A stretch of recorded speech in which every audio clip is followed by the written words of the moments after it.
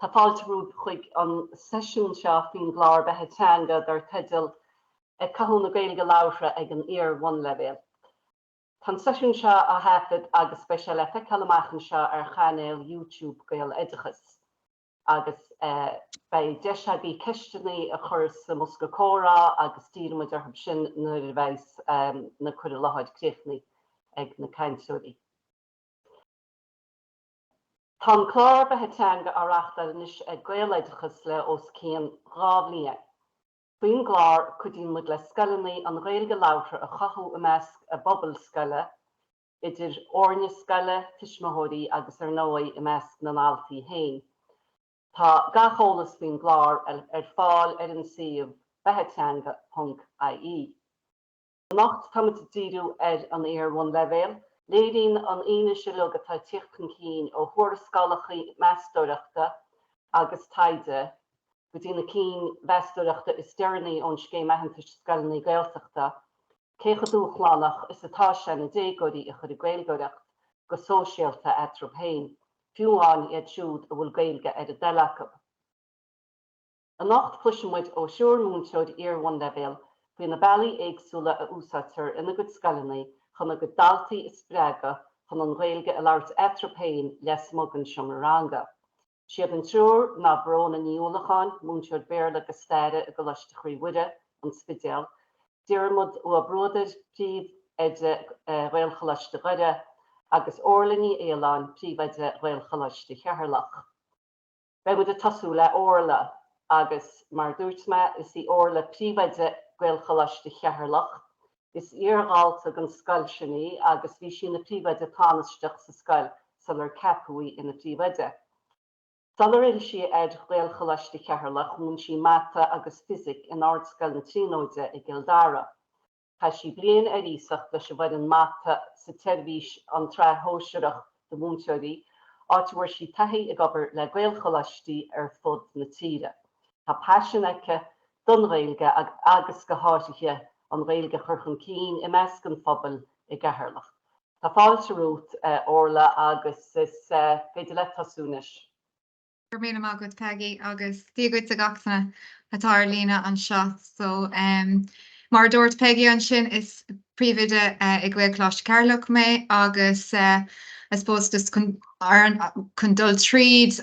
ar na dúlánaí agus na deisna a chruthmar mór hímpalir an Gaeilge leabhar an seo. So I suppose Husmarg tús na bliana seo bhíos a gcuin go raibh 5 ann a déobh an Gaeilge leabhar go háirithe tris COVID. Agus ceapam, a bheith leart le príomhidí eile, seo rud éigean tá 5 ann mór hímpla na tíortha. Agus in áiríar hastig uain kind of imscrúdú a dhéanamh ar cadíd na cúisina sin, chunas go féidir linn fiosachar ar bhú. So tá chun dul tríd na céimne agus cadatá dhéanamh going comá.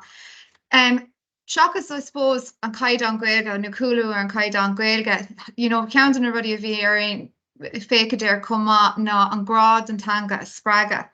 Agus go háirithe i measc an sra sóisiirí. De réir mar hen si tríd an chóras ceapan go fásan an bród sin agus bín siad sásta Gaeilge leabhar taobh an mhaith agus go sóisialta níos mó ach go háirithe chunas go féidir linn an sra sóisiirí spreaga agus mar sin de.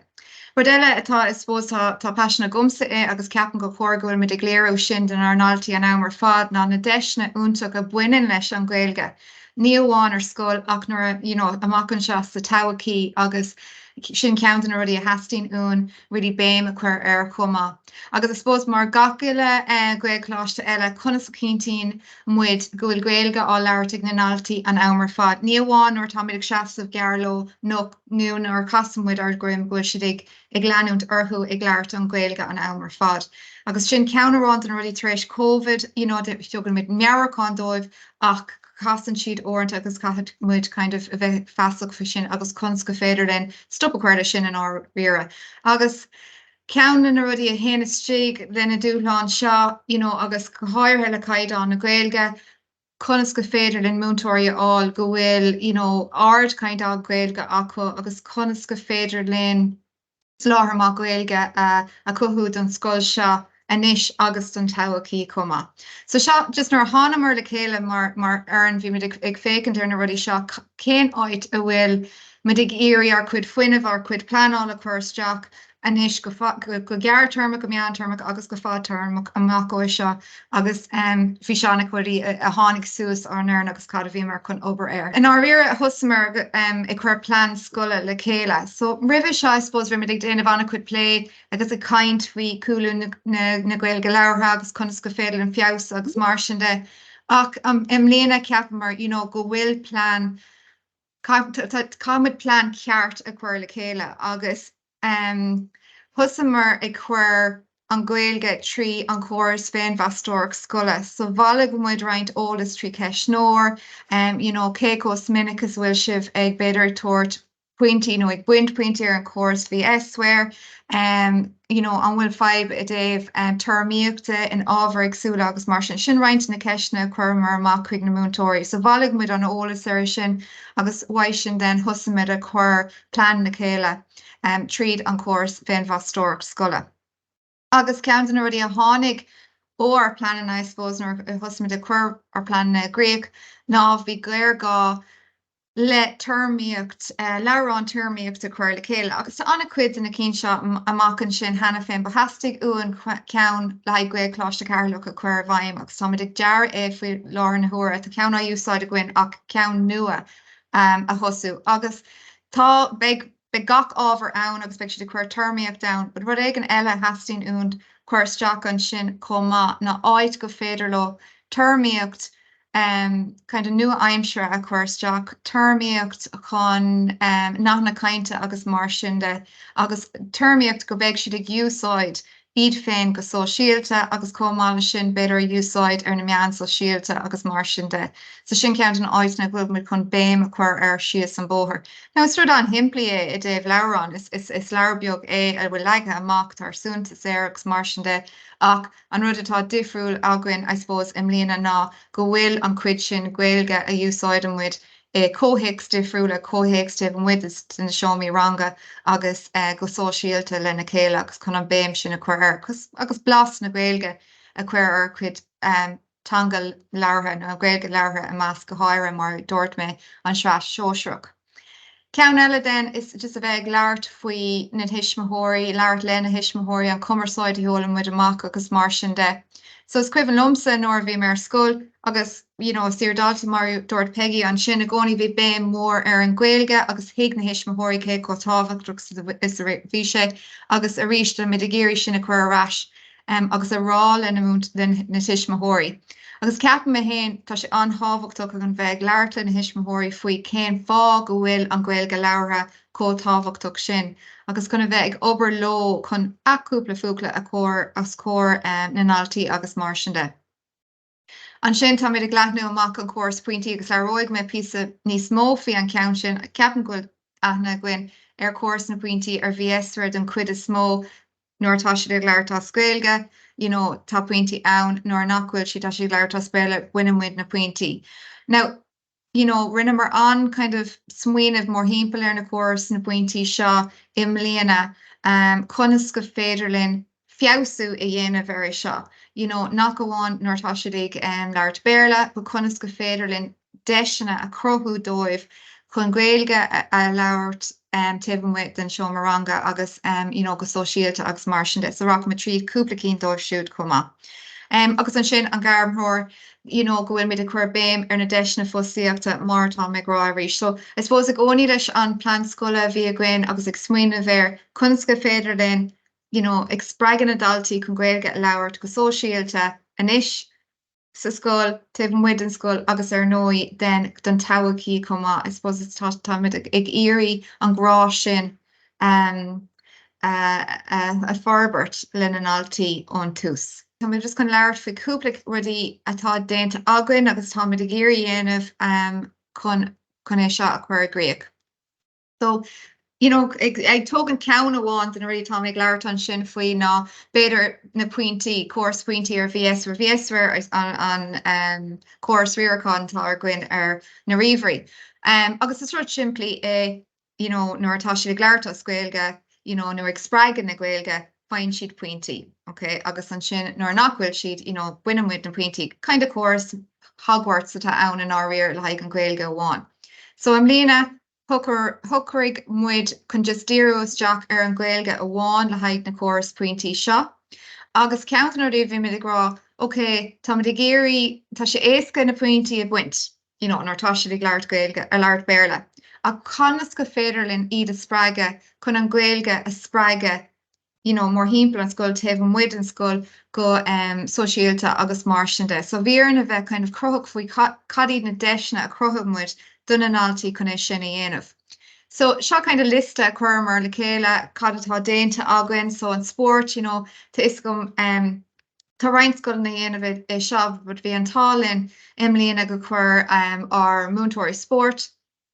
pellgréalach, a blitz pellgréalach ar fáil le haghaidh 8 Gaelcláistí mór hímpel an tír agus tháinig siad le chéile. Agus cé go raibh an aimsir lufa an lá sin, tháinig siad le chéile, bhí ansprí acu ag immert sport agus ag leabhart as Gaeilge. So bhí deis úntaach an sin ann agus arís ten sé ras go dtí na pointí comá. Na comórtas agsúla agus cuirmid cín in bheannach ar fáil. Tá is go anna cuid cín taobh an muid agus buine tá siad a rás ar fad, so rudí mar dí sport Gaelin, an astóirí óg mar sin de agus ghlachan ar daltaí páirte gan sin agus thugamid pointí duna rudí sin comá. A chun bheith crothach le comórtas in bheannach comá. Is daoine óg iad caithmid a bheith ag leabhart a hanga comá. Tá mid leabhart faoi an Gaeilge, bud an áiríre caithmid leabhart an hanga an a hanga comá mór hímpel na meán sosiálta agus rudí mar sin. So tá mid ag déanamh gach iarracht cean bháin an rudí a bhíon appointment an sim asar agus an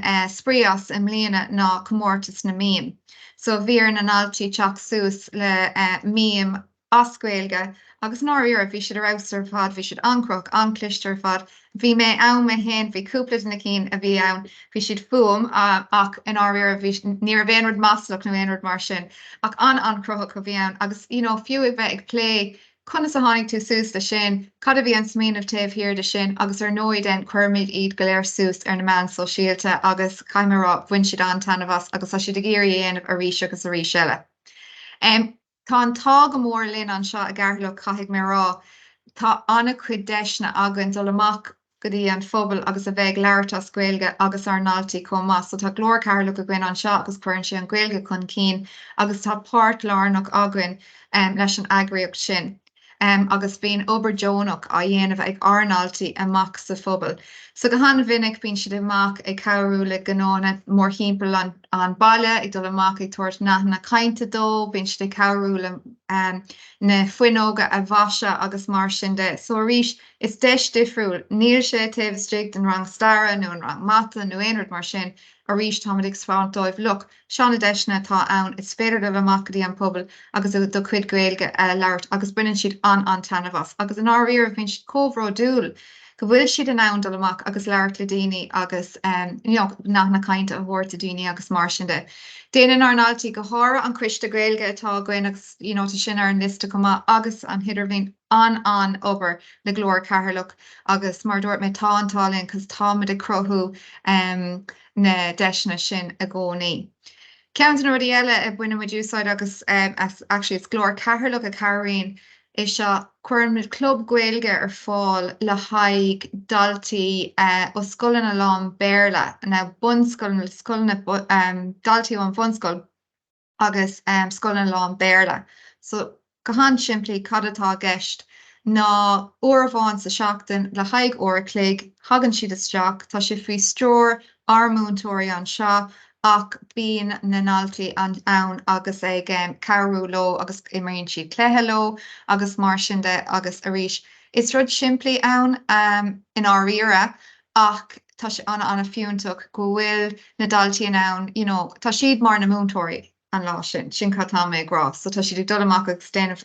rudí sprío ló agus an asúil sa féimmuid ón an daltaí ná tá sé rás ar fad, tá antáhachtach ar fad. Nascanna le na Gaelscoilne mór hímpla na Gaelcláistí mór hímpel sin an táhachtach comá déanamid an cuid le sin. Turas na Gaeilge, so mar cuid an plán a bhí a gcuin mór hímpel an Gaeilge ná nóir táid a chuir tursna san áibh, tursna scola san áibh. Déanamid gach iirecht dul codí áit go bhfuil gaeilge ag na daoine. Now, níl sé sin a gcónaí éasca, ach tá mit éis liste chuir le chéile inis go féidir linn a rangna difriúla, blion grúpa difriúla a thuirt ar tursna. So mar hampla ceann amháin ná an surfáil sios sa trá mór. So tá bilí sios an sin agus tá sé úntaach ar fad tá rud ag an anhimúil, bíon lá úntaach acu ach tá gachar déintear trí bhean na gaeilge. So seachas ag dul go dtí áit tá na daoine atá i gceannas ní aanann siad ní féidir le gaeilge labhairt agus tá gachar as spéirle agus an sin tá na daltaí ag labhairt as spéirle lo. Ag chuir béim ar na áitna go féidir lo antanga i úsáid agus mar sin de. So an rodéirnach den, I suppose, na deisna agus is rud an tábhachtach dúin ná an cuiste gaeilge, agus beidir gohfuil cuiste gaeilge ag daoine eile comá. So cad an cuiste gaeilge ann ná is grúpa de daltaí go háir ó blina cuaig agus blina sé a hagan na chéile agus an áíar aibríonn siad ar son an gaeilge an seo sa scoil ach mar luigh mé comá taobh muid den scoil i measc an pobl áitiúil an seo i gcearthlach. So an si go aibríonn sé sin ná tá épiadó a gcuinú príomhcúnta sa dóghain múntóir atá a gceannas ar an gaeilge a chuir chun cín. Agus tá an cuiste gaeilge faoi strór an múntóir sin. So ag deire bliana cethair nó bliana cuaig hagan caiig na daltaí iartas cuirsteach. So tá firm a gcuin caiig siad iartas cuirsteach, céim fáil gohfuil si tóga go mór leis an gaeilge, cadíd na suaintí atá có i dibh an cuiste gaeilge agus an gaeilge a chuir chun cín den blion dar gcionn, agus an sin caiig siad aglah i dhéanamh le an múntóir atá gceannas, agus fiochan muid an cuiste gaeilge ón cuid sin. Bín anna chuid daltaí géirí dullar an cuiste seo, míall ar na deisna a crothíonn muid don cuiste sin taobh muid an scoil, a bheith ag obair le glór Carlach, a bheith in an club gaeilge a dhéanamh lena daoine óga mór himpealainn agus mar sin de. Agus déanann siad an cuid dúin comá, so we get our values worked uhu comá tá sin tábhachtach cé go bhfuil muid ag tuairt na deisna don na grúpa seo caiimerá tá siad an Carlach léon chuim siad anna cuid imeachtaí agus ócáidí ar fáil a rith na bliana duna go háire bliana héindógus trí beidir ag chuir bíonn siad ag stiúrú cummórt na mím agus mar sin de agus ag bailú ag dul timpeall agus ag bailú cadú cén cummórta ann agus mar sin de. So tá siad an cabhracht dún caithfidh mé rá agus ceannaireacht dar duna náltaí comá agus ceapan go sin anna hábhachtach. So má héan si tú a raig ríis Tony an sin tá just cúpla duna rudí a ríis atá muid ag leart faoi cad tá déanta againn go léir ar kind of sleamhnán amháin. So cúpla rudí eile tá dhéanamh agus ríis tá seo faoi strór an cuiste gaeilge ná an rangus gaelí. Tá cúpla móna go féidir leat is seo a dhéanamh bud ríis is brealan an altaí seo,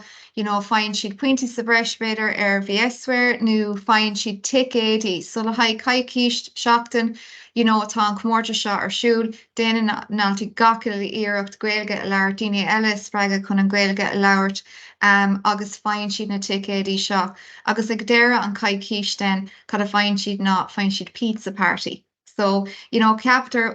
orinthe is bliana héindó trí a chur an anna cuid sim ach an ardéirnach go raibh an rangus gaelí a gcuin bhuaigh blian a sé. Bhí an-omíocht idir na náltaí ar fad caithfidh mé rá agus bhí siad dul amach agus bhí siad beagnach ag rilí chur brú ar na múntóirí na ticéadaí a thuirt agus mar sin de agus cruic sé anna cuid sprí mór himpeall ar an gaeilge agus bhain siad antainmh as an pizza party agus mar sin de agus tá siad braú las bíonn siad ag rálam a tú chuir sin suas ar Instagram ná déon darmid sin a chuir suas agus mar sin de agus sin ag dul arás go dtí ceann na sprucanna bhí gcuin an áíire go bhfuil mar rilí ag lasa an passion sin in san éasog an glún eile ná riire agus bhfuil si chun leanúnta raig leis an gaeilge agus go bhfuil si chun teachtarrás agus gaeilge leabhart nó bhí mé ag leabhart an sin faoi sláthar múntóirí sin kind of sprug fad termach atá gin, ba thosaíonn sé lena rudí seo, ag spreagan na náltaí chun an Gaeilge chun an grá sin a bheith acu agus an seo a gcuid Chláiste Cearlach annachcuid dar múntóirí tar éis teachtarás mar múntóirí ar iardádí tar éis teachtarás mar múntóirí míall ar an passion sin atá gcuid acha inis de haig an Gaeilge. Ba sin just roiint in a rudí atá dhéanamh a gcuin an seo a gcuid Chláiste Cearlach. Aibrín annachcuid, ní aibrín gacrod, agus de réir a céile tá de cuir leis agus buint rudí nachhfuil có éfachtach agus mar sin de. Gur míle maithid a sin orla, is se an spéisiú agus stoí an cuinte sin faoi an choláidir agus atá glór chearlachan sa gantar gur buntaiste mór mílsacha sin go bhfuil daoine ógan an amachtaí mo go dhéachtaí na scaile agus an Gaeilge úsáid go nádú sa síaltaí go má. Well, leanam is dá, stoí go háirta marráid go tús go bhfuil réimse go cinálachtaí difriúla scaile in seahain a nacht. Tá chola si min sin ó orla cholaiste an Gael cholaiste hí san seo in eisceart na héidan bei Diarmid a kaint ar ball agus tá sin na gobud i Gael cholaiste i dúisceart éidan agus inis an dar a kaintóid brona níolacháin tá si i teagas golaiste Gaelge nó cholaiste Gaeltachta in níorthar na tíre agus rintólas fi brona rugú agus tóidúí i gantar aríala tí mogún Belgan chun dé lú editóring de ardwacha. Destal si ar cholaiste rís nó Belgan áúir si chud scoíochta sa tre lánréilge agus na raisi ina ballgníbach gan ar an díosbuireachta. Destal si ar olscail na Gaillimhe áit ar leach si páirt sa gom an drámaíocht a Gaeilge. Is smaile hanna skillini i dólam si i gúsaí drámaíochta agus sa díosbuireachta úsáid go leithúlinis agus iad múna béarla agus steire i goláiste chríomhuire an spidia. Nis brona, fáilte rút. Gohídach, gur maithigid Peggy. Tá Anna has ar ma bheith seo liviniu. Is mise an náscóintir i goláiste chríomhuire a bhín sa pléile sin scéma hantas mar scoil Gaeltachta agus hoisi me a tuairt faoin na cuairimí sin in 2008 agus hílme iniu gan inseoin gitabadí faoin turas a tajantok in godí seo agus na himachtaí is mó a chuí a bhaim aring mar ar an scoile agus ar na daltaí sa scoil a géirí carú lingar fad Gaeilge leabhartha sppragu a measc choilghaine tá sa scoil. So an taiste a chutha díach in godí seo thoisí muid in 2016 áit gur cheolmuid an scéma ahantas mar scoil Gaeltachta sa scoil, scríbmuid plán ag an am sin is mis scríb an phlean agus ag an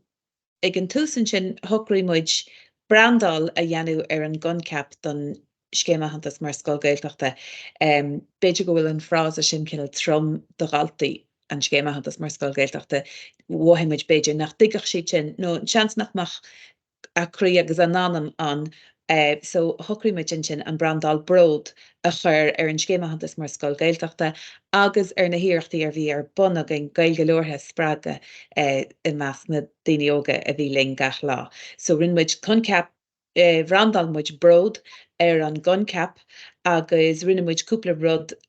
chun go gorachmuid an síl sin gleiceanna agus i gríthe na náltaí. Bhí lá mór ceiliúrú agin lá brod,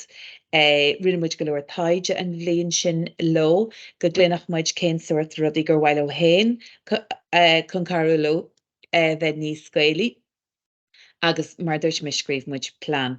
Bailach eile gonnearnamuid an brandal agus gonneananmuid fós cinál margaíocht ar an smaoinú na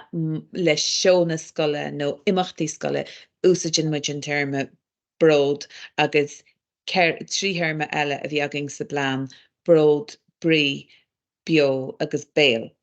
Agus brisinmuid suas na himachtaí agus na heachtraíogus na turais agus na hiireachtaí atá dhéanú agin na réimsí sin brod, brí, béal agus bio. Hogri muid freisin an sinnigan tús go nneanmuid iirecht take leis na caiintirí dúchas agus cholacheintir ach gomach iirechttaí fi lethaing take lo sin agus rinnemuid rinnemuid trí grúpa sna rangan i gailge onas gomach na caiintirí dúchas an rang amháin gomach fólamóí in sa rang eile agus na daoine gur gailge beirlaíochas mála in sa rang eile. Sna rangan na gailge amháin agus tá sé sin ar siúlagin go fóil agus creidir muid go nibríonn se sin. Fasta bhí cinnalde bhí matamuid ar thuras bhí crossmhóthir an sin rowing i ngábhílegus a hochtéag agus bhí orla caiint sin faoin na pointí bhí esfuir bhí goleor denna ceistena céine agin héin orla an rathach muid dro bata nó buite agus an rud bhí atárú na mar dúirt orla bhí se forras goleor na pointí a winst a daoine bhí sin níos deacra iad a thuirt dóibh agus an sin fasta ammantaí beidir go muintha pointí de ghalta bháin mar gur hiicú gur tógu le gailge iad agus an sin nach muintha na pointí ó ghalta eile nar tógu le gailge agus cinnal den író chothnaíocht an bhhaim muid an sin gur ó frustrachas a teachta ar cuid na caiintirí ó thuchas mar go bhfuil siad beidir grúmuid níos géir ar thusin. So rinnemuid go leor iirechtaí éagsúil an sin trí al hecht háris na feibanna bhí agin. Leanmuid raon sin agus in ngábhílegus an éideag bhainmuid task orsa grúpa ar nós an grúpa tá agah se orla Gucci gailge a thugan muid ar sa scoil, well siad héin a bhaist Gucci ar thu héin agus nuair díirme ar thu cén fád dúirt siad mar go gailge seaine chu sever. So Gucci gailge an task orsa gailge a bhíns agin sa scoil. Bhím sé genú áis a thuireacht ar na cruinethe ach siad héin díocht just canní de chuirsus ar an ggóras the eswer bhfuil cruinneháin ach siad héanaí anans na cruinethe a reachtal tá caithearlach acu tá rúnaí agus an sin brisin siad iad héanaisteach i bh chuistí ag gaman na foiile má a rudí foiile gur bhhailing a phlé. An slígur iiriling Gucci a chur ar bhód a ríis mar dúirt orla hí formléirú spéise le líonú isteach acu, nuair aon dainge gur chur formléirú spéise isteachagin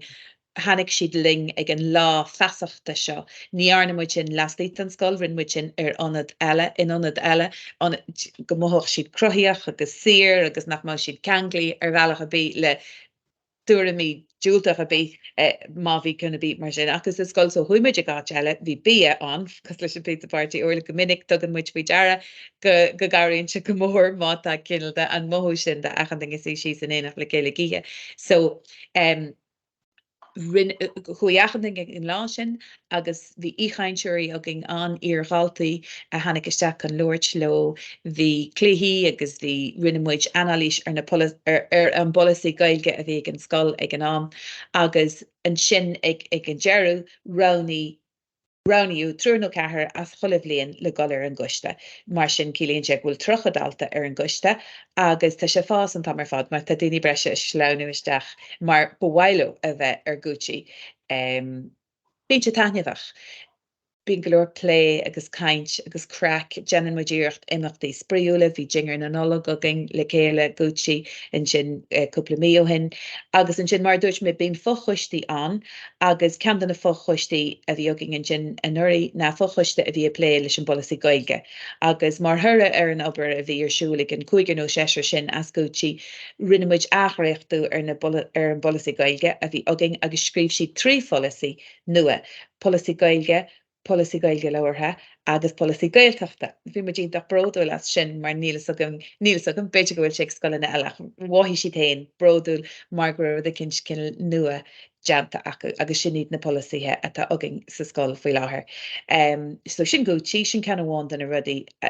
Bredin muid go gairn sin go mór. Tá siad an sin mar chrantacha agus cuidiúling a gcónaí má táid géirí imachtaí a agrú mar hampla táid go tríal lábród nua a agrú inis mé beltainna agus siad Gucci atá ábhrú bhailó sin é sin. Cean den ruí eile ar rinne muid iireachta a dheanú na thoisiimiid ar muinte chun feasacht chléilteachta a bhoscailte ar naltaí go dtigach siad casa danig siad an éireachta tá acu gomach siad brodúil as agus go mó siad a géirí é a chuomhnú agus é airthirt agus é iompar an chéad glún eile. Tagann sin leis an margaíocht nó an brandal ar bhród ach cean na bailí go ngeanan muid an fesacht réilteachta sin a chrochu na tríd drámaíocht, mar dúirt mé an túsan sin bhí me se ag pléile drámaí san ollscoil, so is rud é iad a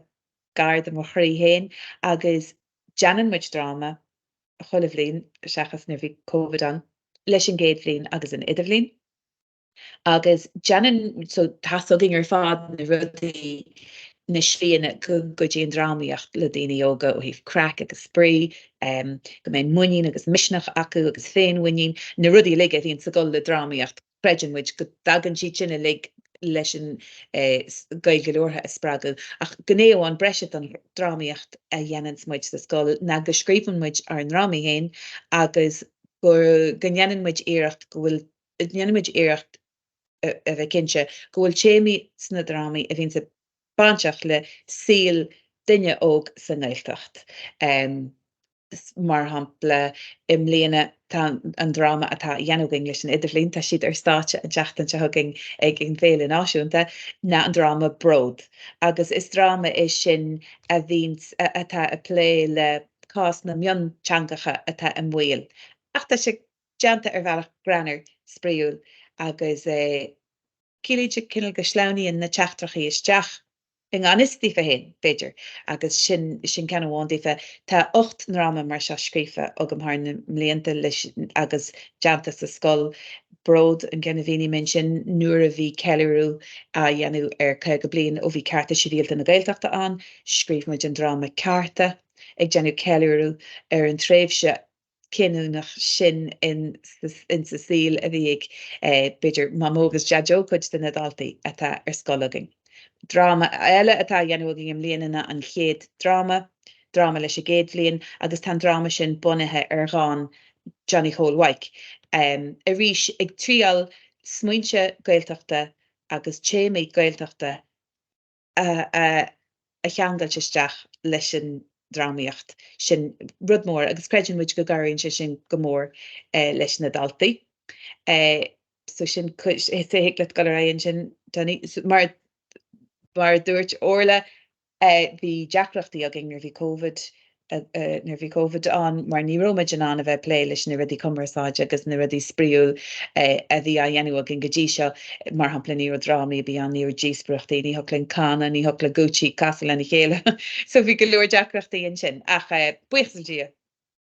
Tá sé sin háart inis. Rinne muid survey in sin gábhlíon ó hin agus chuirmuid na ceisina céine ar na daltaí a bhíoging sa survey ngá bhíleag sa hochtéig. Well bhí coppla ceist breise ach don chud is mó bhí na ceisna mar an ggéine. Bhí muid an sin na turthaí a bhíoging an survey fi a bhí a héin a chur gompraid leis na turthaí a bhíoging a gá bhíleag sa hochtéig agus bhí aithring a eiceil gró galúir ceas takeí ar chuirsaí faoi mar a chonig na náltaí iad hain iad. Bhí siad sásta leis na hiireachtaí bhí deanta an scoil. Rud bhí simúil sa survey sin na déirmidir na daltaí cimméid acu ar bhhaile níos mó gailge úsad achan lá agus sa scoil cé bhfuil na habhar fad tre gailge, so tá siad gúsad gailge tá mar fad na rangana ach 65 fan géad a dúirt gur bhhaile níos mó gailge úsad go sóisialta. Mar sin cílíonn se go bhfuil si de géirí dhéanú ach ar fáig an ammantí ní íonn le dhéanú. Ach sílam de mudinge sásta go le grís náit ceart agus go bhhaile dhéanú agus bhailinge a nerd a hiiglinge dhéanú chun cuidiú le níos mó gailge acu. Sa survey sin freisin chuirmuid ceist ar na daltaí go dé thucailó céir na rudaí gur bhhaile a bheith sa scoil chun cabhra le níos mó gailge acu achan lá sa scoil agus rí 65 fan géad acu dúirt siad imachtaí sóisialta. Mar sin déist muid le agus tá muid deanú achan iirecht freastal orthú agus imachtaí sóisialta a chur fáil dóibh atá tainmhah spríúil beidir turais mar dúirt orla deanmuid gcónaí iirecht deanú cinse gohfuil gailge ag na híchaintúirí nó gailge ag na daoine na háiteanna bhfuil siad a gáil. Bíonn simachú fasta turais a thabhairt ar ceantracha Gaeltachta eile go bhfeici siad go déta gal ra sna háiteanna sin a nuirí chuoin idir bhlín ag Curcaghoine a fá gai he sílim agus dúirt siad gur buchhain sin na bliana bhí an. Agus bhí dinge ansásta an sin goró géiríling rudaí a dhéanú na himachtaí a chur fáil agus na rudí seo a chur fáil mar gurbééis sin na rudí a dtíir siad arn.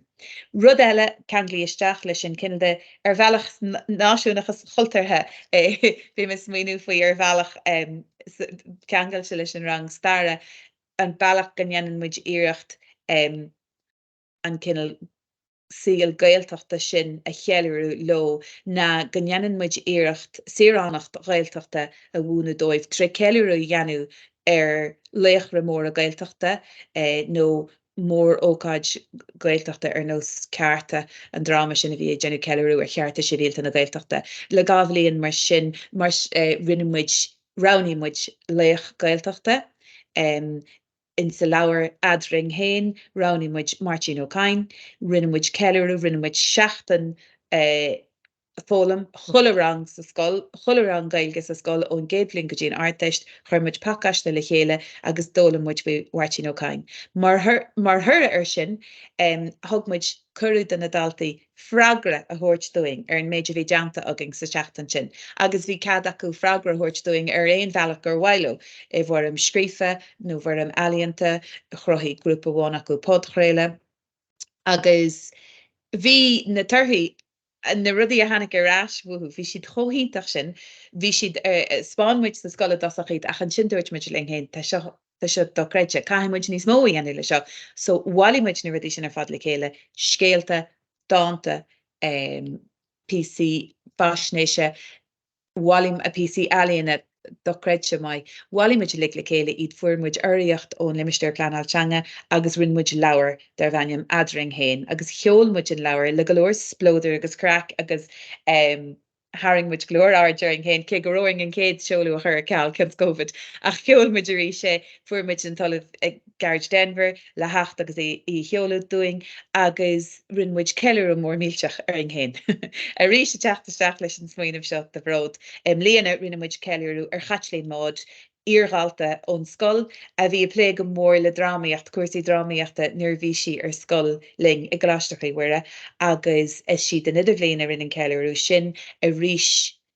haringmuid an pobal le isteachchan agus bhí muid chobródúil asú as na daltaí is an méidir rinn siad a ríis rinnemuid iirecht ús a jointes cuasaí ealaíonna agus cruthaíocht ar a Lán Valley eile. Agus inis tá seo an áitina bhfuil muid bhí láthair tá trí policy nua scríofa agin, tá Gucci is tá muid éis cuiste tuismóirí a bhíon sa léile gailge a chuir le chéile siad Gucci a bhaist Chanel arthú, más Gucci iad na daoine óga is Chanel iad na daoine ní sinne, bhí na tuismóirí sása glóir ghlacha leis an teideal sin. Agus sin na rudí is mó is tá deanta agin má da mé a chuníd a bhrisise síos a rís dearing drámaíocht, brandal ar an guncap, Gucci agus feasacht ghailteachta agus síránacht ghailteachta. Nuair a héaglaat go raon sin, nuair a thoisí muid a dosach leormuid le léach áitiúil a bhí agin an seo, Joe Steve O'Neachtain, ngábhí agus 16 bhí sé fós bio agus ansláinte le gnám sin, agus scríb sé písa dom faoi an scéimehantas mar scoil gailteachta, agus sé de dúirt sin lá sin na si an óige airach na gailteachta, agus se scríb Joe atá os ar góir, agus tá sé de thuúlgus ar glúna léonniu, gacha bhfuil fágad an síl dúchasach a chur agus a chothú i grí na hóige. Is tá go bhecinn muid héin I tríal an síl dúchasach a chur agus a chothú i grí na hóige, agus tásúlagam cé gohfuil Joe imiwingin is gomach se brodul as na hireachtaí rinnemuid ceilú ar Joe freisin mar chuid den síránacht gailteachta sin le éag sé Joe Steve inurí. Maidir leis na síalta seo ní féidir planana agus aimimena agus brochanna achanrad a chlúdach. Amantí caiimiid síalta a chur a ásaí lá aigen, Bhí frostrachas a teachtar an gcuid den am mar nach bheicech muid an tuair láithreach ach beidir go gaiimiid fannacht agus go bhásaí se lá aigen seans nach bheicí muid a fása ach go mata muid abalta na síalta sin a chur tá muid sásta. Bailing síalta a tá churtha hanahéin a chothú so sin na daltaí a tóigú le gailge a hagan sa sealing boiling ítin a chothú in airid is gur go jiggling agus boiling goach muín oginge agus acu sin as an tauchaí agus tá muín oging tá muidítach sásta fecin muid go rudí fiásaí agus táid cinse go jiggling lenachtaring a genú iirechtaí agus gomach ráthir na hiireachtaí sin. Sin ceir réimse a dúsaid muid le nuair scríbmuid ar blan, brí, bród, béal agus bio agus na himachtaí a léige tiitim trí is tí faoi na ceanta dill sin, agus críicnóid sin inis le Eva ón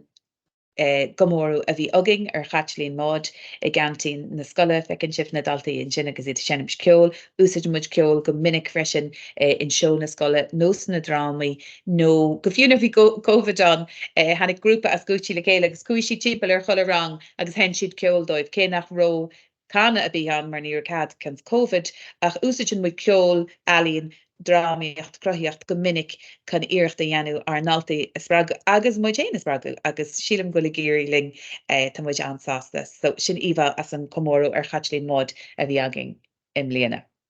Gur míle maithad sin bhróna bhí se sin an sppragu agus ní bheith me cenach gútí níos nónach me cuimrú spidéal agus an Gaeilge. Gohamid reinis go dtíon tríú cainteoid agus sethe dearmid ó bródid. Is an ghilteacht arbach bhór seoí email feidiriste tógiú dearmid agus tá riméid ar an freisin an seán leideachas ará go bhfuil sé ar bhhaid stúr na hágreachta. Sé an chéad príomhaide ar ghailcholaiste gcuide in ún gebin agus dearann sé go ainhíonn feidir na scoile an táhacht amhainean le meisc láidre a chothú leis an bobbal áitiúil agus leis an ghilteacht chun taú leis an sealbhútanga. Tá fáilte rút dearmid agus cuineart. Gur mí maithegad an sinna feigi agus bhí sé bhí an dachaintúir a thuí Rómaí a cinsparadeach caiim mé rá. Agus fecim chuidúir cosalachtaí idir ar duras haon agus is stoithe an turas a tháinig muid ar an speideal an sin agus hí a gahirlach. Stoithe dúireach go réon sin pí a cóheic a chuirsteid maidir le géal chola se gura, Tá muid loníthe anún géhan. Is ceantar tuaithe muid ach tag an daltaí ó chahar gura má thuginn fásta, Tá ní monscoilogin as a dagan ar naltaí. Agus is stoithe tá muid dúireach an éteach fríd COVID mar atá muid a lig, agus is scoil muid atá ag fás. Buniú gavílas a cuiideag muid le trúrdeag dalta agus tá muid a fás agus ag forbertú hinna lei. So chur COVID is deach orine stoithe ar bhealach a bhí beidir pí a beag níos stoithe gnéhi sé bhéim níos leidir orin. It's a bhé just nuair a hosí COVID, hí gachiad trotha daltas a scoil nuair a chríní COVID hí trí chéad. Agus bhí breidir breis múntri né hat isteach hí beidir an foran in né dúbalt tíbastí an tréimh se sin. Agus bhí sé deach a glór agus ar nóia tá sé a gcónaí an éiteas agus an chorthaige agus an teagmhal atá gin ar fásaí Gaeilge go háirithe agus ar gotían nó é toméidechas agus a bheith teagas go doméidechas in san chóheic sin. Agus cumáide sin na stoithe ó thuí tá gríomh tionsclaíocha go ré in ar ire be maidir stelt amach rud beidir nach bhfuil ag tuise amach ó dheas ach tíon sin a bhéim ar an abaltach a tóginn leis na cinneal planan na sin a chur a bhéim. But an fágrú me géirí trachtaí an ar an ní monscoil sin. Na honigchas dúine go lua nar le buíú na scoile, gurú chuthaige inta difriúil ag ahan monscoil as a danig ar naldaí a leith loirt na Gaeilge a más go scolarí. Agus chonig Virginia grú sinna go le bhéim orine, agus tá mar rud é grú muidir géirí go méo an Gaeilge lortha was a gomasra leidir a más daltaí na scoile. Bhíar an cinneal go siar písa agus na nascana sin na chrúthú leis na bonscoilena. Agus córa thoiseach leis na bonscoile maidir le go dtí an deach leachtas atá an maidir le loirt na Gaeilge. Tíbastí de éithir gurid ga blian nó gá, nuair bhí daltaí agin nó gach bonscoil chocail leat fiú beidir a hain ahaintú na daltaí céine. Céhiad na daltaí a bhí ar go bé dé cén bonscoil a brachar an dearcú agus ar an commas a bhí acu a loirt na Gaeilge. Agus is stoithe dúirt muidir ar cinneal mar rúil so gine le hiireachtaí anú na bonscoilna sin na harann le céile córa thoiseach agus ar nóia an naturúí maithe ag tarlú beidir chodú leis an deachleanta sin a leachna amach a másc na bonscoilna le. Hí me go sínta spéisiúil gur thosaí gur turas brona go léidir an sin leis an scéim aitheantas de scoile na Gaeltachta. Agus sílam fiúhhain cé nach bhfuil sin a bhéim ó thuí. Sílan go mé sin a fiúnta duine a le heidir lacu ar board agus íirecht anú beidir cratlach nó focus a chót doin agus mudjig ag forbert ar policy a leich Lords na Gaelig ar skull, mar sílan go dogan sé cenneal impetus nó dogan sé focus don erin goharí le bheith ddíú rudi.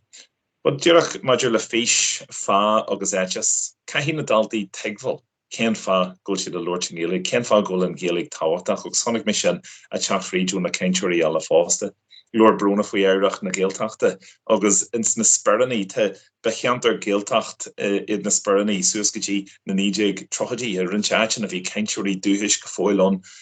gur féidir leis na seanondaí a ton beag go fóil a gifníon ar na Keintúí dúhis sin a bhí ins na speraní mar sin te nasc leis an Gaelig einta leidir a gundí gore goharithe in jeisgurt gore agus bunan Virginia úsa jasan más agus an orm a taig an fphobal ar an Gaelig lin ar naltaí a spragu agus deanamid sin fríd béamachar ar an cheol agus ar na chluiche géalacha agus ceantar goharithe a geantrathe éagsúil a bheith sin le fecail ní soilire nationale agus deanamid díireacht rilí sin a sréanú tíbastí le muideach lacaú agus leis an daltaí a spragu. Tá strachelt an fphobal ó thuí ina chudú cinneal ar bhealach agin fásta an sa bheith just hí trid fada ag an fphobal leis an scoil bhhaú agus bhí codhúir in na teirlaí as a dagan na páirtí sin páirteach in san trid sin agus in san strachelt agus caihí siad an heagfol agus an nasci ganú leis an strachel sin. Chudí sé go mórlan nar a bhí Arlene Foster a ceintrí na crocodile a bhí ag Lord Gaelig agus bei dad sprag sin daltaí soganne tarrant pectorí de crocodile agus a golga an mórchiol jarrag le farag agus a bheith páirteach mar a lu hanna in san strachel son cearta donna ceintrí Gaelig.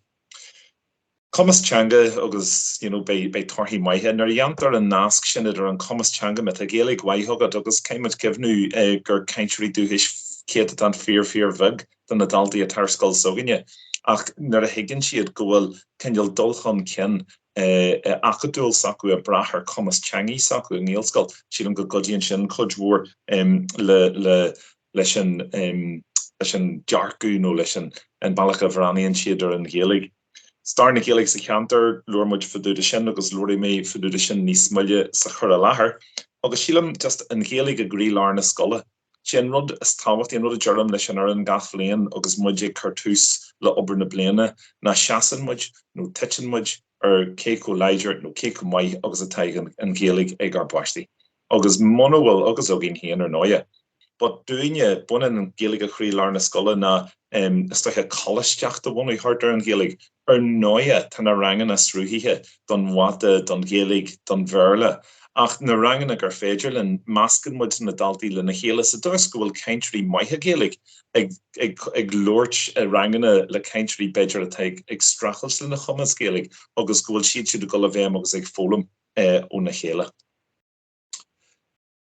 Rol chospaí a más na fáinne. Braníon maidir a chéile nó dearmid go bhfuil gach bháil fáinne ina bhólamór. Is cum a céach go ceintir dúthis tú costal am héin a tugu an níaltacht arbach a millfariste ar rúm hismóirí Gaelig agus a churmeise go bonscoil Gaelig an chéidir. Ach is fólamór mé mar sin héan agus dearhin gur fólamór ceintrí dúthis Gaelig in san Gaeltacht a tá carlan a chud charmiacht agus leis an Gaelig atá a chur an urhaint don síl nua is fólamórí muide le agus an cinneal etchas nó an cinneal principle sin. Tá sin í a táhaach mar chuann sé na daldaí agus an oran ar an cinneal ar an turas céine. Go muide le géirí a mu chéana bhgu ré písa níos mó ar an turas sin a drá forfacht beidir nach maní madriú amach a drá in forfacht sin an forfacht changi atá díireach tíh hir den túr chathe sin. Agus ar nóia ní chuirú rá ach staithe chud san an bíanaar de rá gur a bí an Gaelig teanga na scoile agus chud ná nar a bhí hairthe nar a bhíon beidir for an nu nó for an as coolrí difriúil a teachtar board go déan sé bhéim go dgan siad leithrach gur sin an teanga tá úsaúgus nach gafií amháin but sílam nar hagann siad is teachtarús caiithir sin a chur an dúil brasáidir. Noia fecha mu in sin na chéad na bonachóí na scola dag an nuirí chuideach go híos liv an sin an gáileh ar an nulscoil agus thug muid Derry Girls arthu agus James an sin salarní ruach buchal amhain fácha fa dhearú an 7 bhliain nar a Jimmy siad ar fád, but ba mentorí agus ró chospaí iontacha iad ar naldaí sinseire agus bonachóí na scola agus is táid deanú ar níhil teachtar gáine leis na daldaí sin leis na daldaí sinseire a haran isteach agus cutstanna na rodí sin a gaharlach agus in san spidal bheith mu agúsid fásta mentorí costaí costa cóirlinn an altaí agus sa riile. Agus stoithe cin an rodí is táhachttaí ná bhfuil curthaige aontaithe ag an oran a leith na Gaeilge ar scoil. Ní fiú do gnne bhhain nó birte bheith ag gúsid an bata an tamar fád agus danéile gúsid an carriage agus scaftíonn sin saláir nach bhfuil buairtha bailcha bhhain an bhealach eile. Caihímuid a bheith aontaithe agus caihímuid am agus foiinniu ag cruníthe ag tríonail fórne leis an bailach an tosaí agus an bailach leis le policy na Gaeilge chur a bhéim aontu.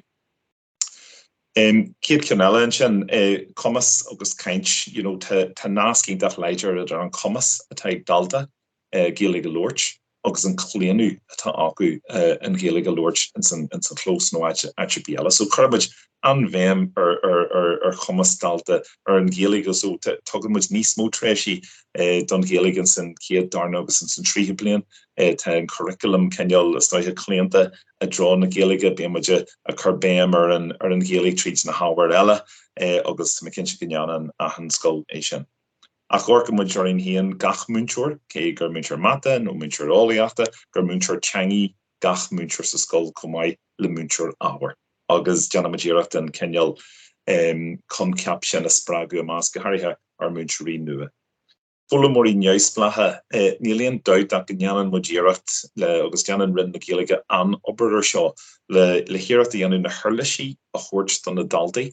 agus don na múnteirí caiimara agus don ar an na scola le bhéon na bhulamóí neosplach agus a chuid Gaeilge a churchan cin iad haon. Agus buna mu dúsa just an technoliacht an folklore.ie agus rudí mar sin le hireachta dhéanú ganghlachad bhfuil an scoilphobal shellah ar a good fólam híon a rí maidir leis an Gaeilge. Agus iríonn go maithleinn an amana bíimiid a strachel sin amana eile, but as Kevin agus tá mé cinse gur Kevin liver fad an dalta sin sa rang star a bhí agamsa mar áhar an dalta sa rang star chu a láh an airde a géirí gotéan Gaeilge agus an focail le merle agus hu sé bhéim gomór orm an céad bblion darna bblion a romuid teagas go ngéalchaile se gur grú dalta chu a láh an airde agus ní ruúsin rá cén Gaeilge ar focail bhí siad ráid dearmid degan go amach agus an folklór a eil nó an diglam log le steach ar folklór agus sin an tíad as a bhíán hí siad a gol sa tóir ar an ocail iad haon mar goró an ceneal na thuirlaisí sin tóg dífa. Amachtaí seach curriculum a stoithe Louis orla hís a gaharlach a háhachtaí as tá glór chaharlaí go glór caharlach agus tan rud cíanna early óginne tan nácanna le heagriachtaí seachtar a bar háhachtach fecin muidirine go solir na ceantarathe ina bhfuil stoithe pobl Niger Gaeilge agus an bonscoil loníthe sin nar a hagan na daldaí thuganne tá siad in áit bhád níos fearr tá dulchan cin deanta acu hána féin agus codíonn sé go mórlinn, but cén dóid gur féidir leat teannachar imirtar sin mar scoil monohfuil na heagriachtaí sin leidirins na ceantarathe eile agus riile. So deanna muidireacht a gcónaí an muirtar sin a harann is deas scoil tugann muid choúir na malamh de glór dún Gavin, de glór lemóhádí, de glór mahar a féilte a rangan na Gaeilge anú sa scoil uair amhaint sa tearma. So does grú na teismóirí agus muir a phobal a teachtas deas géal cháiste agus ag leidrú an nasc sin. Bíon na hofaigí teanga na hofaigí forbarthe teanga tens na ceantarathe sin a codú linn ar leihananta móra cos leis an lá oscailte cos le cuairt na monscoilena cos leis an commartas nó an blitz pelle a agri muid na bonscoilena. It's all hands on deck agus gachta na husa géal cháiste chodú lena chéile. Agus ar nóia deanna muid inne early rinnean muid in minbus bíon an minbus ar fáil don na heagriachtaí seo bíon an teagúil sin na gcónaí ghlachan muid gachti eis le taú lá. Dachrí muid in chláir ama mar gohfuil scoil sahaine yn nhw'n gefn at fel daldi a chachtó 5,000 hiúl ag an scoil dachrí muid an chlár ama onas go mé weimachtaí seach curriculum tíbastí den lá scoile. Agus tróna chéadín bheith úr agus J mommate agin. A mé an trénail peller siúil tréna Lemania as na híisina defriúil fád agus tífa siúd nach simach vis sport bían an club cócarachta, bían an club chluhí, bían sport neomiach, bían alín, agus bían tríchiad dalda a golda amachtaí seach curriculum a lig ag an náam céine. Agus is stoithe an bontáiste teige sin na go bhfuil siad a gúsid a chud géalaigh is stoithe a síú nachhfuil có structurthe nó có formalta céine ach mar sin héan tá structur de chinneal éigen an agus tá chinneal cratlach nó scafalú de chinneal éigen an fásta a teag sprágú na naldaí le bheith ag Lord Gillig. Agus chuirchaig na fórne Germuid a gcónaí me tá nuran a lár an éanaí me tá na dat mat a cainsle 8 dalda ag am lón nó ag am sosa sin 8 dalda a bheits ag Lord Gillig agus is stoithe an cadrah dearfach sin a chruthú bíon sé ínta tábhachta. Ar na málamh chruthíimiid sein fost ar leith agus thola mé seo luite ag na caintrí eile cumáid mar chóirí thuir ar úsáid agus fásacht na Gaeilge agus stoithe gur te rin na Gaeilge agus te freigrachtaí ar leith maidir le teagas go na teangaí agus ag olbhfuin an naldaí donna céiríachtaí os donna cuasaí donna scrúdaithe difriúla agus an cóiríthúir úsáid agus fásacht na Gaeilge ag díorú le ar an tréad cuireann na deisina sin ar fád a chrúthú ní hé gurú go gadásan sinna le a dhéanú é chéan ach just an obair sin a chóirú agus a sprágadú agus bíon múntrí eile a ghlacha sealah ar na himachtaí sin, but níl múntir drámaíochta agin ar an drochar a bhrúna mit a simmerbí agad teachtó hu bheith fáil se rót na habair sin le locht an spidal ach mar sin héan Gillen Gsparachtaí sílim gur bhfuilmuid le choiste chrúnaí locht an spidal ag ceanna Gsparachtaí ar an drochúr thu siad a réí ahí Virginia, but na Gsparachtaí na rudí sin ar fád agus sa cean beidir pí beag defriúil ná gomuide Forbert model curriculum a ggóir le múntrí stara fullam don sílas den obair garamidehas le teiscintear mach na Gaeilge agus abheochan na Gaeilge Gaeilidehas agus deis na fástaíachtas sa ceantar. Policy na Gaeilge ní dóilm gur féidir le Lord faúda Kenneal Gaeilge Lortha agus Gaeilge an san scoil gan Lord faúda an policy a teag an scoil leich Lord na Gaeilge agus stoithe breisiú na réalathe. Tá an carid an agus tá an bata as far ahád an carid ach an námanna bíon an bata táhachtach fásta. Tegan na daldaí mar bhíonn siad a Lord Merle bhfuil siad a breisiú réalathe. Tegan na daldaí me lánan an mis siad a Lord Merle go mé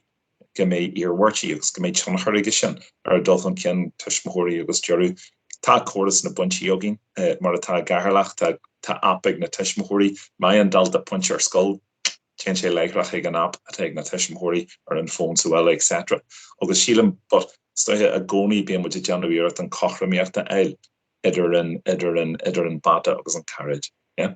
Agus le chríichnú lig Tony dú coppla Greengraf a chuineocht isteach sa chur a láthair. Deanan mu díireacht a stoithe an bon principle atá agin ar scoil na gneanan na daldaí a stoithe nasc mochachanach leis an teangaí.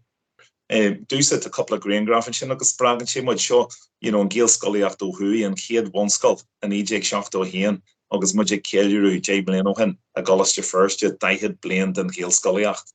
A stoithe pointse eile nar a buniú géal chalaiste luúí an ar bonscoil luúí a gundí chu agus an sin an géal chalaiste an chéad rang agus an trúr búintúir a bhí in san scoil agus an sin díra gan dhé sin nar a táid gágur an scoil aniu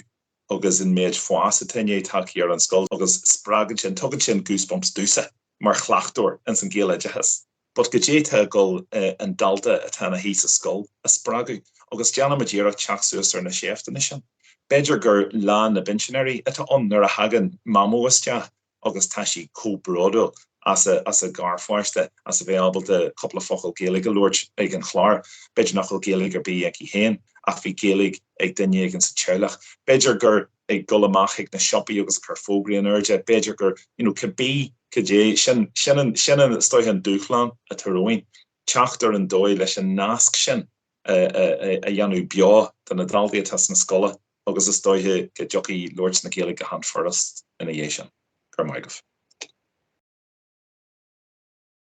Míle mahad a dhearmid. Ríist bhí sé sin an spreagú agus héiste bheith géisteach leis trúra sin rud a smútheapin na hesan amach ná an táhacht atá le an ceangal idir na scailinaí agus an pobl. Bhín lá an nach go mbeadh an fiad an scail mar réana a dí séasta le a héins na pobl ach tá sé ó híad na teanga chur chun cín tá sé chasilir an táhacht atá idir an scail agus cholamhaine taúnaí hímpóir agus tá go gasú agus scail nó chuir go gasú agus scail agus freisin tá an sim atá ag na trúr caiinteirí tá sé tíocht amach an bród atá as na pobl sin atá hímpóir. Tá leannacht a raí stearnaí mar becheart chun maiall chamáil agus ar thosamuid maiall deachreachtaí technóla. Hannig chláist stechan sin hín chláúchan a dhéana agus go meach ruhib go scipaí, beidir go meún ar ganna cíns gon fannéil tuairt scuí a agart. An chéad chean an bhfuil anú spás sa curriculum scoilech an caiintúí fa gníomhach a Albert nó bhfuil an breúir múnteirí ó hisismathirí i dacha le tarthaí scrúdaiche níos táhachtaí bhfuil sé sin níos táhachtaí hóbsan. Bhfuil éon den ggéir tuairt fhí sin? Jerry me sé focail mat sinna ggéart an tíon rud a thuí a bheith marmsa le linn COVID ná céú éfachtach agus atá ar scolanna ag cruthú ceintúirí lífa gríomhach mar nuair nach róisiad ar scoil agus nuair a bhí siad suile thuíonn a chud commas teangaí amach go masra gasta. Agus so nuair atá siad ar scoil agus nuair atá siad gríomhach agus nuair atá muid ag fáil deis a bhéiles na páistí sin agus ag caiithú amló agus ag a deagas sílam go bhfuil an tám agin sa curriculum scola an ceintúirí lífa gríomhach a Albert agus tháinig sin dúla an COVID nuair nach rúma jabal sin dhéanana. Gur maithe dhearmid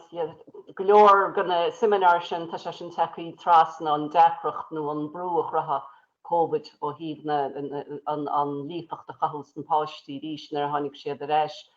Agus an dara ceistetá an mín crunithe California agaí i rinne bliana ag díana ehreithniú ar ghalchan cín maidir le curchan cín na Gaeilge nó san ar an bháin nó an san ar an bháin a phléan leis. Well in sscoiltóginge rinnemuid cinan ar thoisimuid ar an scéim ahantas mar scoilgailteachta gomach an scéim nó bród mar chean mar ar achan chlár ar chuile chruinniu fórne a bhí agin. Phléimuid ag achan chruinniu agus ag goróise a gcónaí ar achan chlár a bhí ag na cruinnethe bord banistíocht de freisin. Céine a rinnemuid nuair a thoisimuid. Agus mar a dúirtíar mod an sin ó hí an scéime hantar na scailinaí gailsachta. Stoigh go léiríonn se ce ben buntáis de mór atá le lehéad go scéime bheith scail go dútar am go bhúnteoid plé leis agus am go na